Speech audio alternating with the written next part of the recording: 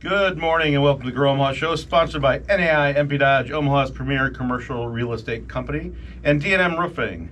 Grow Omaha is the area's only economic development and commercial real estate radio program. I'm Trenton Maggot. My co-host, Jeff Beals, has band practice, or he has the weekend off, or both. However, I'm honored to share the next hour with you and two local, very active and successful restaurateurs and entrepreneurs, Greg Cutchall and Alex Harrington. Good morning, guys. Morning, Trenton. Morning, Trenton. Thanks for having us. The Greg Cutchall has a very storied and amazing restaurant career, and I'd imagine you've opened over 100 restaurants.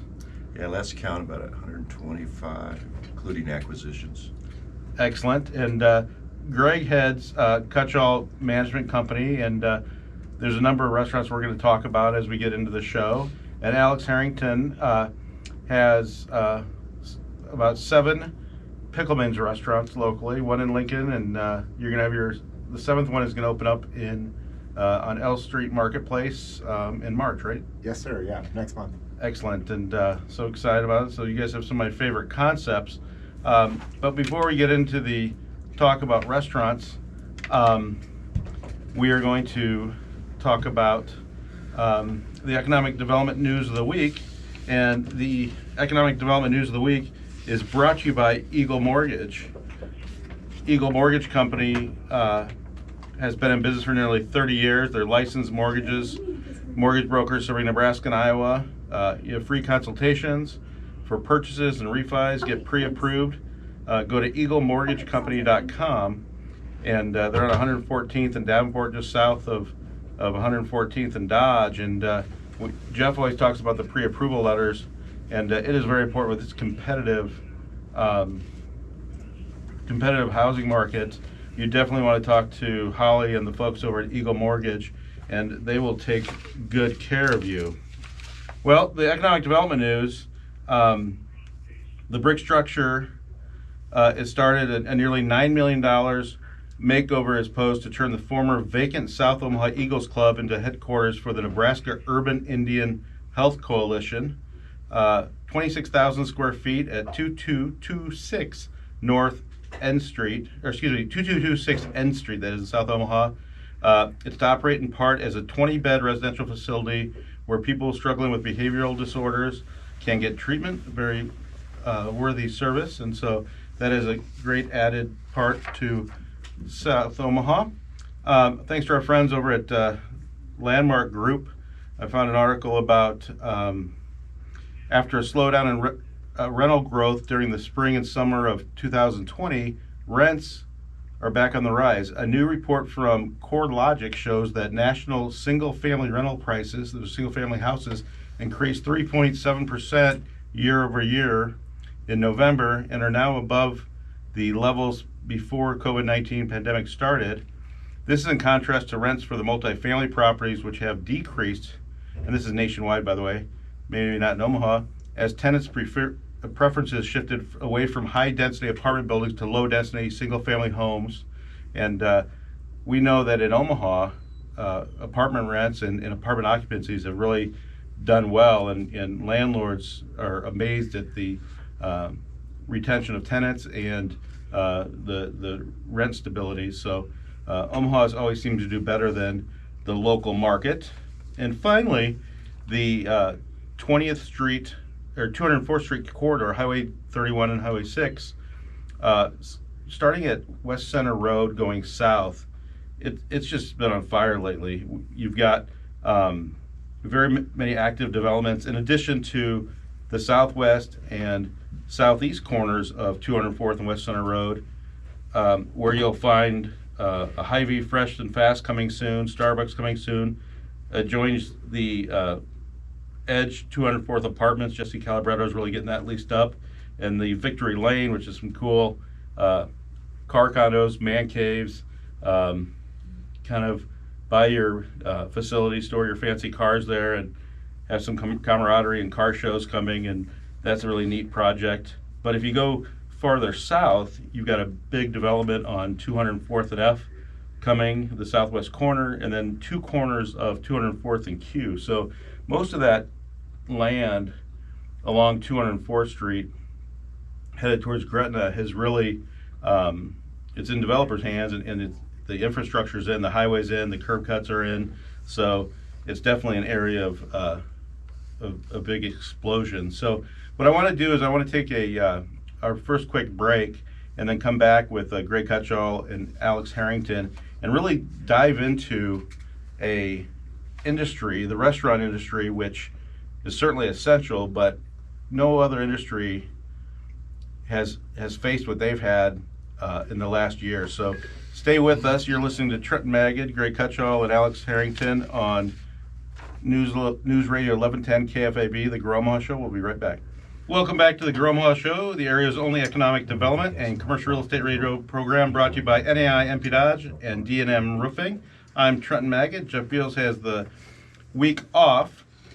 As Eric was saying, D&M Roofing is a full-service certified roofing contractor with more than 50 years of experience in all areas of roofing services for both residential and commercial roofs. You can count on D&M for speedy, reliable service when you need them the most. No job is too big or too small. They offer affordable solutions for everyone. D&M Roofing experts are highly skilled and have all undergone rigorous training. I use them on my roof. They replaced my roof in 2 days and did a fabulous job.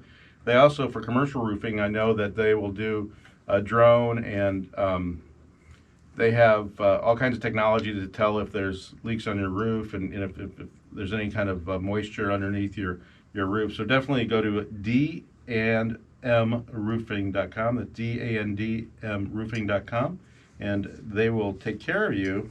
Also, I know it's cold out there, but the stores at Nebraska Crossing have their heat on, and it's nice and warm. So rush on in there and make sure you sign up for the Fast Cash app to get cash back when you shop at Nebraska Crossing Shopping Center. Earn 15% Fast Cash on every purchase at Nebraska Crossing. Shop over 70 premier brands and earn cash back to use later at your favorite stores. Just go to the next NEX app by downloading it at the Apple Store, and it will securely link your preferred credit card credentials. You can shop at all their stores: Tory Burch, Kate Spade, New York, Polo, Ralph Lauren, Nike, Under Armour, Coach, Michael Kors, Untuckit, the new Tecovas store, Vineyard Vines, and all of your favorite stores out there. Well, I've been excited for this weekend to come because these two gentlemen in the studio with me today have really been busy feeding Omaha and, in Greg's case, feeding a lot of different cities. And the restaurant industry, we've all heard about it on national and local radio. We've all wondered whether it's safe to eat at your favorite restaurants. Do you pick up? Do you take out? Do you eat outside? Not this week, but do you, is it a new norm? Is it temporary? And so I want to start by letting these gentlemen introduce themselves. Alex Harrington, the owner of the Pickleman Stores. It is a regional chain, and Alex, take it away. Hey, yeah, thanks for having us, Trenton. I've been an Omaha resident for 7 to 8 years. Been building out the Pickleman's brand here locally. Been really ingrained in the community. With Pickleman's, we sell like toasted sandwiches, salads, soups. We deliver in-house, so we had a little bit of benefit there through COVID, and I'm just happy to be here in the community. Well, and you really stood out because one of your dedicated delivery people on bicycle in the snowstorms and stuff, one of your guys downtown got some great press in the Omaha World Herald about come rain, shine, snow, slush, whatever. World Herald kind of picked up on that, and that's always some good press. Yeah, we've had that downtown Omaha location since 2012 in the Barker building, and with in-house delivery, our team goes above and beyond, whether it's a snowstorm or not. And we have one guy that's been working for us for a long time and rides his bike every day. So we're just happy to be here thriving in the community. And Greg Cutchall, I've known you for a long time, and both of you have done real estate deals with you and restaurant deals, and it's been a pleasure. Greg Cutchall heads Cutchall Management Company, and I know that you started in the summers working for your dad and your uncle at A&W and KFC restaurants, and you've been at this for quite a while. Give us kind of an overview of Cutchall Management Company and what you're into. Well, I actually came to Omaha to go to college. Spent the summers here with my dad growing up, and like I said, helped him and my uncle in their A&Ws. But came here to just actually take a year of college, and then I was going to be a photographer. I was transferring to Santa Barbara, California, and things kind of changed. I was assistant manager at a KFC and saw a huge untapped opportunity for economy catering, I guess you could call us. So developed a program that was adopted nationally, and I decided, if I don't have to work in a restaurant, 18 hours a day, this is 6 days a week, this isn't a bad career path. So I was with KFC for about 14 years, became marketing director, vice president, and in '86 organized a leveraged buyout of the company with some investors, and stayed with them as a president and CEO for about 3 years, and then wanted to break out on my own, so left and started Cutchall Management Company in '89. And give us an idea of some of the concepts you have locally, because I know it's a lot. Currently, we have the 6 First Watch, 3 Jams American Grills, we have 2 Paradise Bakeries, we have 15 Sonics, 15 Domino's, Oklahoma Joe's, and our newest addition is Mouth of the South, 168th and Center. Love that, and I'd ask you what you do in your spare time, but you don't have any. You don't have spare time.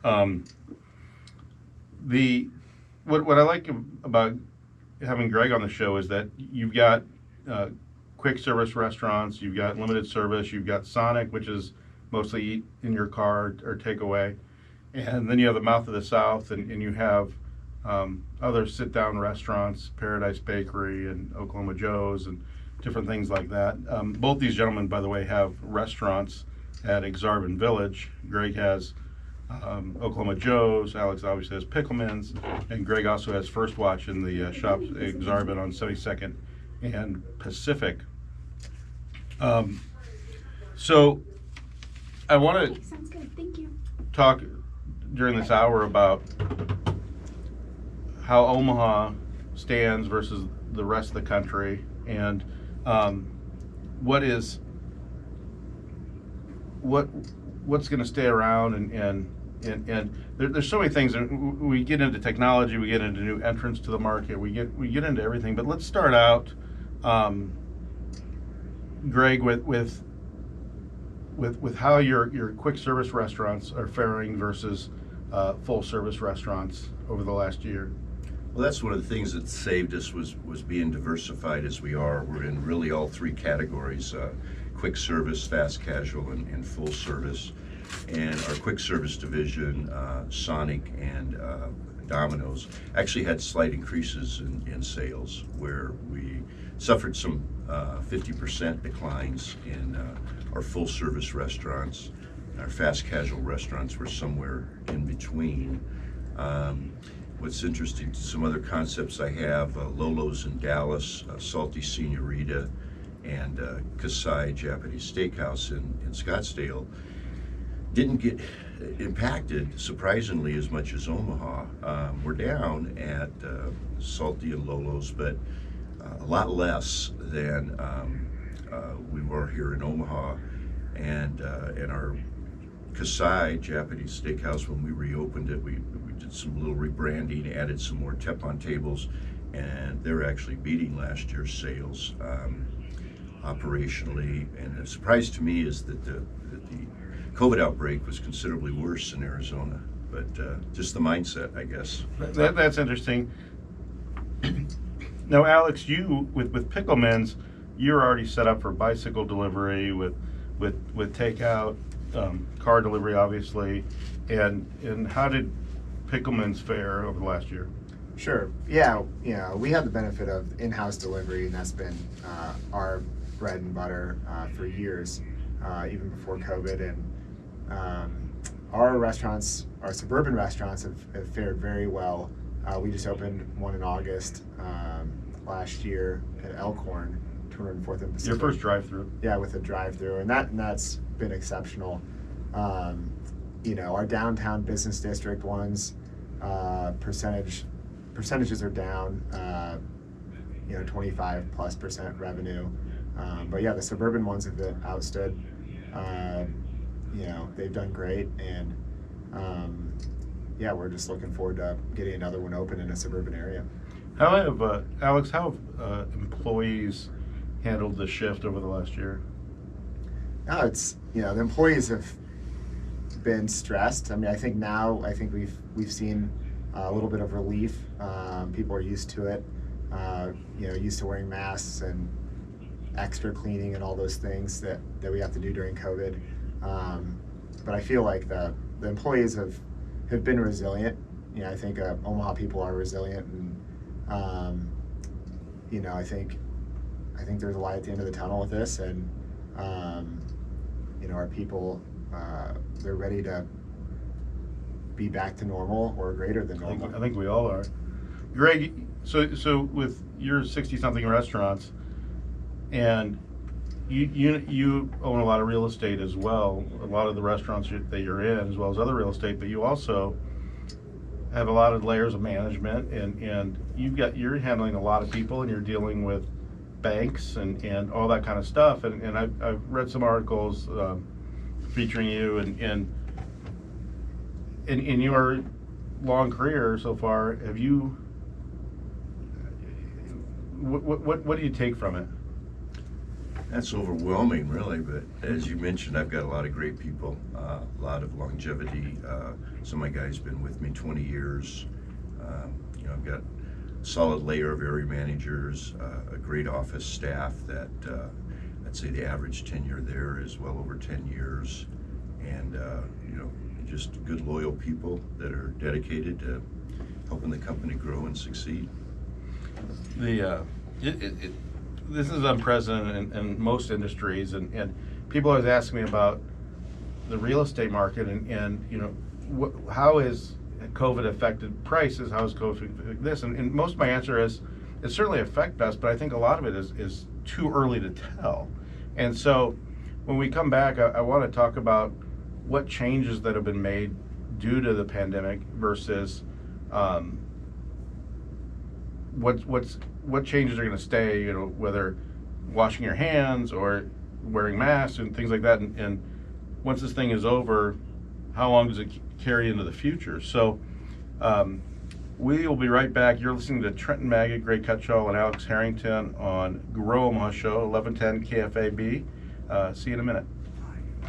Welcome back to the Grow Omaha Show, the area's only economic development and commercial real estate radio program, brought to you by NAI, NP Dodge Commercial Real Estate, and D&M Roofing. I'm Trenton Maggot. Jeff Beals has the week off, and NAI MP Dodge is the place to go, a place where I have worked for 5 years, and I just had my 5-year anniversary in my 27-year career so far, going strong. I'm about halfway there, hopefully a little bit more. And we do everything with business real estate, whether it's retail, office, industrial, land, sell investments, apartments, anything to do with commercial real estate, investor real estate. Give us a call, ask for Trenton Maggot. I'm the one that gets up early on Saturday to hang out with you and hopefully give you ammunition for your cocktail party tonight, and whether it's virtual or in person with safe social distancing. Well, it is time for your Noddle Development Company Spotlight. Noddle Development Company is a Omaha-based full-service real estate development company and can be reached at noddlecompanies.com.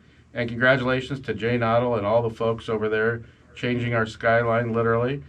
They are 50 years old, so 5 years for Trenton at NP Dodge and 50 years for Noddle Development Company. Started and headed by Harlan Noddle, and Jay's Jay Noddle's father, and Jay Noddle has exponentially grown it. And you know them for Exarban Village, the soon-to-open Valmont headquarters out on West Dodge Road, the Builders District over by the ballpark in that area. You've got the ever-expanding Village Point Medical Building, River's Edge and Council Bluffs on the other side of the bridge. And now they're really expanding into residential projects. They got one in Midtown. And so congratulations to Noddle Companies and all you do, and Jay Noddle and the group. And we appreciate you sponsoring our show. And we're going to have Jay on live in the next couple weeks, so be sure to listen to that. But now we're going to get back into our discussion on restaurants, everything restaurants, with Alex Harrington with Pickleman's Restaurants and Greg Cutchall with Cutchall Management Company. And one of your biggest expenses and one of the thing that makes restaurants a family atmosphere is the human capital. And by that we're talking about employees. And there's been a lot of talk about nationally about $15 minimum wage. There's been a lot of talk about how you handle your staffs during this pandemic. And Greg, there's a lot of sides to this, and I understand that locally a lot of employees of restaurants make a lot more than $15 an hour between base and especially full service restaurants with tipping, even the quick service, some of them have tips and things like that. Can you explain what the controversy is all about and whether it's a good thing for the nation as well as Omaha? You know, it's not one of those things. It's not a fix-all. Doing it nationwide makes no sense. It should be left up to the states. It's going to be detrimental in a lot of ways. You know, it'll eliminate any of us giving our employees overtime. You know, right now, if they're making $10, $11 an hour, and they get some overtime, we're okay with that. $15 an hour, that'll go away. I think the segment that it hurts the worst is servers. They have to have a tip tax credited in there. To your point, most of our servers in our full service restaurants are making $25 to $50 an hour, but their base is only $2. In Omaha, it's $2.35. Now, of course, if for any reason they would not make $15 an hour in tips, which I've never had happen, we'd make up the difference, you know, so we make sure that, you know, they would be making that $15 an hour. But what could happen, and I've heard other guys in the industry talk about it, is we raise our prices 20% and eliminate tipping. That would be devastating to the servers because they're going to go from making $30, $40 an hour in some cases to $15 an hour. Well, what happens to food prices if this $15 minimum wage is enacted? Like I said, we'll have to raise our prices probably at least 20% just to stay even keel, which long term it hurts your business, it hurts your sales, and people will it'll be a boost for the grocery stores because people will be cooking at home more. Wow, that doesn't sound good. It'll be interesting to see what Congress does with that. Also, Alex, I know that you do your own delivery, and Greg, I think you have some of your own delivery people as well as some of these third-party vendors. Everyone has heard of probably Grubhub or DoorDash and Uber Eats, and there may be a new one coming to town. How, Alex, let's start with you on delivery. You made the decision to have your own delivery people, and you don't use those third-party delivery services. How does that work for you? Sure. Yeah, we were founded with the principle of having our own in-store, in-house delivery team. You know, So you have a minimum order, but it's very low. And we have a minimum order of $5. You know, you could order one sandwich or just one soup or 5 cookies, and that allows us to control the whole process. You know, from us making the food to delivering it right when it's completed, gets to the customer much faster. And if there's an issue, they can call us. The customer can call us directly. We can handle the issue directly and it's our fault, we can take responsibility for it. We're accountable for those issues. If it's great, usually it's outstanding. We can take responsibility for that too, and we can make it outstanding. We can control our own destiny with the in-house delivery. You know, we have to have a bigger team. We have more employees because of it. You know, touching on the $15 minimum wage, you know, we see a lot of our employees, kind of like Greg mentioned, he's got a lot of employees. I have the same. We're already pushing $10, $11, $12, $13 an hour. You know, so it's going that way on its own. You know, and it comes back to merit, hard work. You know, the company's treating their people right, and you know, it's headed that direction without any you know, national interference, in my opinion. Now, you know, Greg, you've got a ton of restaurants, and you've got a number of concepts. For instance, in Domino's, you probably have your own delivery drivers. Yes. Okay. But different concepts. I mean, you'd have to either have a fleet of vehicles or a fleet of employees with their own vehicles. What's your take on those third-party services? Because the talk nationally in my research was that some of these places can charge 20 or 30%, and it almost makes it a zero-sum game. Yeah, we view it kind of as a necessary evil. We've been fortunate to be able to negotiate some better percentages, but there's still double digits, 20%. Our logic on it is that if we don't offer it, they're not going to come into the restaurant. If they've decided they want to eat at home, they want it delivered, and we don't offer that, they're going to just call somebody else. So, you know, we've gotten better at it. You know, most of our restaurants don't upcharge that. We're looking at that, maybe adding $5 or $6 to the tab to help offset some of those margins. But yeah, it increases your costs all the way around. Not only the percentage that's paid to the delivery company, but to-go packaging is expensive for nice stuff, for nice products. So, and some concepts are really hard to recreate to go. I mean, certainly the fancy restaurants, you know, steak places and different things like that, or if you have a tuna tower or something comes to mind, and it comes in parts and pieces, and you don't get the presentation. No, you know, and to Alex's point, having your in-house delivery like we do at Domino's and he does at Pickleman's, you know what? Delivery services can't compete with that. You know, Domino's, we average 23 minutes in Omaha delivery. And I'm sure Alex is way better than the average delivery time for DoorDash and Grubhub and those guys. So you don't have a guy taking 2 or 3 orders at a time, and I mean, you know, waiting an hour and a half sometimes right. to get your food, and then when you do get it, it's really subpar. So that's a concern of ours too. Especially in our full-service restaurants where somebody's paying $15-20 for a nice dinner. You know, we want to present our best product all the time, and sometimes that's hard to do when it's third-party delivery. Absolutely, good stuff. And we're going to take our last quick break of the hour, and when we come back, we're going to have the lightning round brought to you by Turner Construction and continue our discussion with Greg Cutchall and Alex Harrington. I'm Trenton Magid. You're listening to the Gromhaw Show, brought to you by NAI MP Dodge and D&M Roofing. We'll be right back. Welcome back to the Gromhaw Show, sponsored by NAI MP Dodge and D&M Roofing.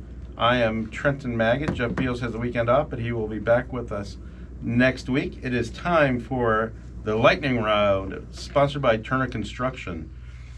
You've probably heard of Turner Construction on the show a lot, but if you know anything about construction, they're one of the world's largest construction companies based in New York City, and they are building an amazing data center out on Highway 50.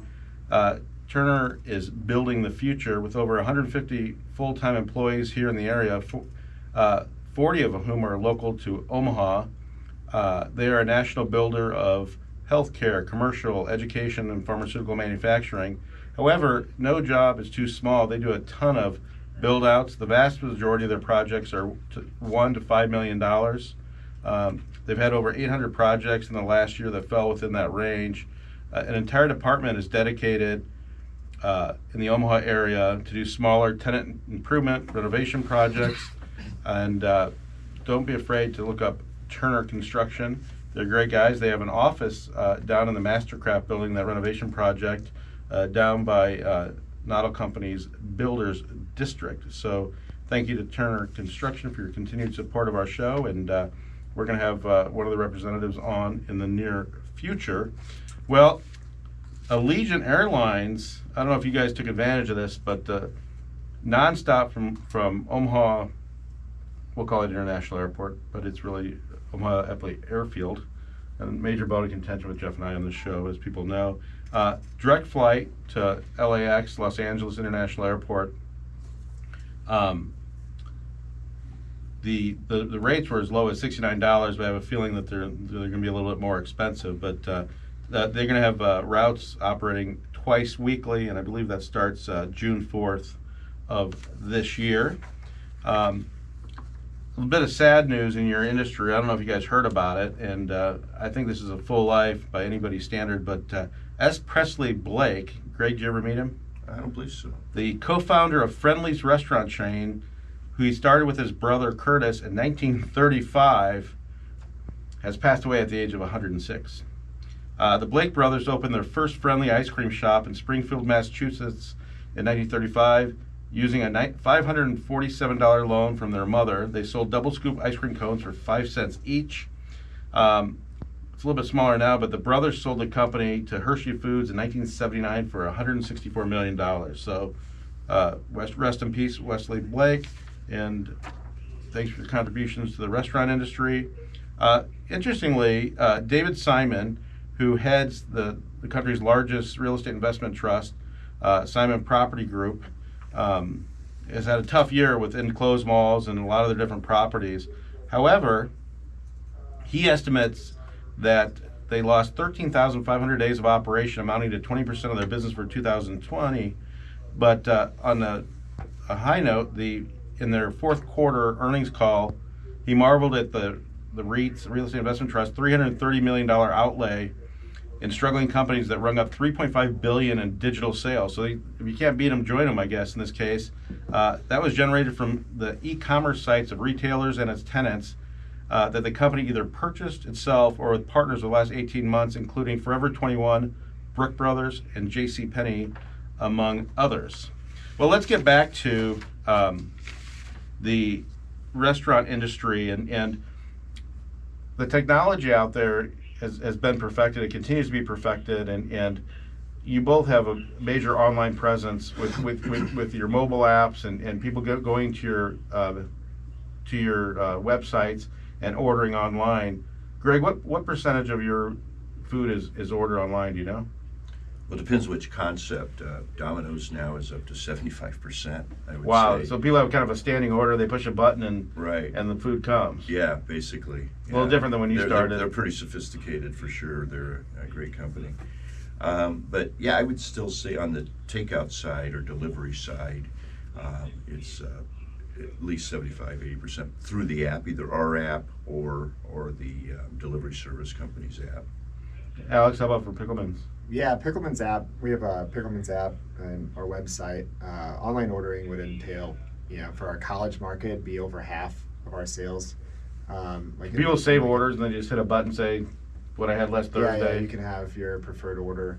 And you have deals on there too. So, similar to the Domino's app, you can find deals, a Super Bowl special, or different things that we're doing in the community. Even like we offer profit shares with local organizations.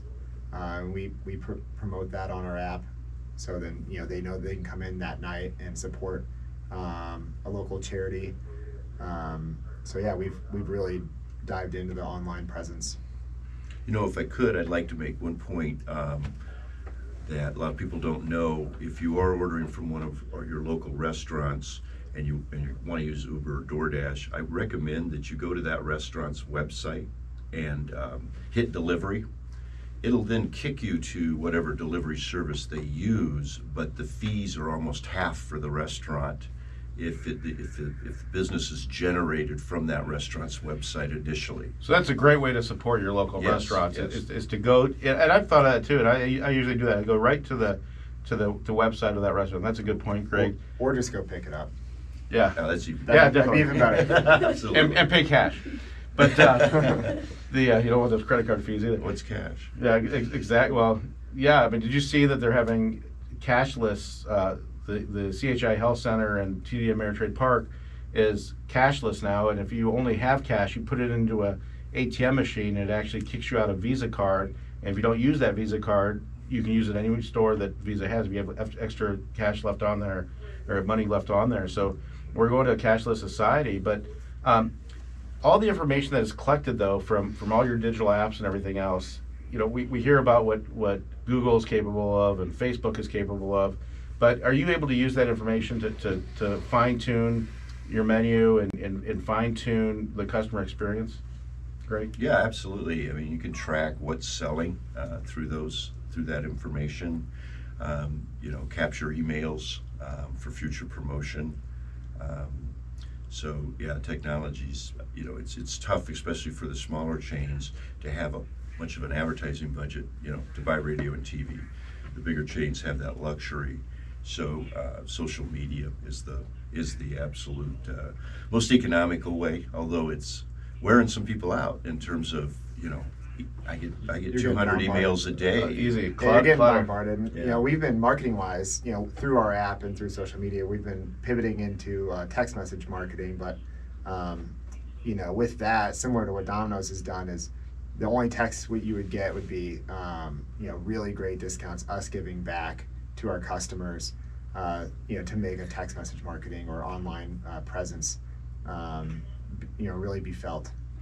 I want to give a shout out to some people we really admire, Stacy Winters and the folks over at Omaha Food Lovers. Both of your businesses have really benefited. There's last count I saw 52,000 members, organically grown, real members of Omaha Food Lovers Facebook page.